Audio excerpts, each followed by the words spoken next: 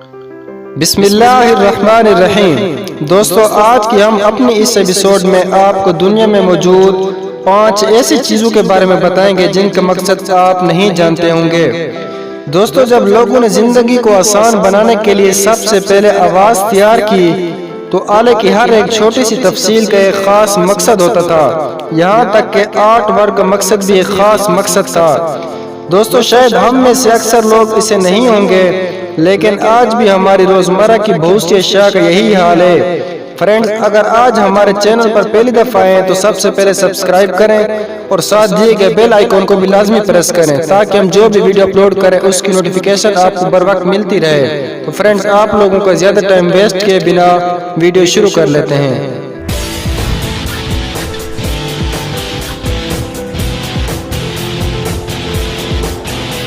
Number 1، جوتوں کے sides پر سوراخ۔ دوستو، یہ جوتے دراصل باسکٹ بال کے کھلاڑیوں کے لیے 20ویں صدی کے شروع میں ڈیزائن کیے گئے تھے۔ دوستو، جوتے میں نیچے کے قریب کی طرف 2 اضافی سوراخ دکھائے گئے ہیں جو جوتوں کے سوراخ کی طرح ہیں۔ کئی سالوں کے دوران بہت سے لوگوں نے یہ فرض کیا کہ یہ اضافی سوراخ ہوا کے بہاؤ کے لیے ہیں یا ماس فیشن کے لیے بنائے گئے ہیں۔ دوستو، دراصل یہ دونوں طرف والے سوراخ بالکل ویسے ہی ہیں جیسے وہ نظر آتے ہیں۔ اپنے جوتے رکھنے کے لیے اس ڈیزائن کا مقصد باسکٹ بال کے ہر کھلاڑی کے پاؤں کو ایڈجسٹ کرنا تھا، اور اس کے ساتھ والے دونوں سوراخ انہیں اپنے جوتوں کے فٹ کو اپنی مرضی کے مطابق بنانے اور لیسوں کو ٹوٹنے سے روکنے میں مدد فراہم کرتے ہیں۔ نمبر 2، سٹیپلر پر دھاتی پلیٹیں۔ دوستو، آپ نے اپنے سٹیپلر کے اگلے سرے کی طرف دھات کی پلیٹ کو دیکھا ہوگا۔ اگر آپ یہ سوچ رہے ہیں کہ سٹیپلر کو موڑنے کے یہ کام کرتا ہے تو آپ بالکل ٹھیک سوچ رہے ہیں، لیکن دوستو، کیا آپ جانتے ہیں کہ اس کے علاوہ اس میں اور بھی بہت کچھ ہے؟ اس دھات کی پلیٹ کو انول بھی کہا جاتا ہے۔ اگر آپ اپنے سٹیپلر کو الٹا موڑ دیتے ہیں تو آپ سے یہی گھما کر اسے اس وقت تک ایڈجسٹ کر سکتے ہیں جب تک کہ دھات کی پلیٹ میں بظاہر بے ترتیب سوراخ نہ ہو جائیں۔ دوستو، یہ ترتیب ایک عارضی سٹیپل کے لیے ہے اور یہ آپ کے سٹیپلر کے بازو کو اندر کے بجائے باطن کی طرف رہنمائی کرے گی، جس سے بعد میں سٹیپل کو نکالنا آسان ہو جائے گا۔ نمبر 3، آڈیو جیکس پر گہری دھاریں۔ دوستو، آڈیو جیکس پر گہری دھاریں یا دھاگے جب پلگ ان ہوتے ہیں تو سخت فٹ کے لیے نہیں ہوتے ہیں۔ یہ بینڈ تاروں کی حفاظت کے لیے استعمال کیے جانے والے انسولیٹنگ مادے سے بنے ہیں جو آواز کو منتقل کرتے ہیں۔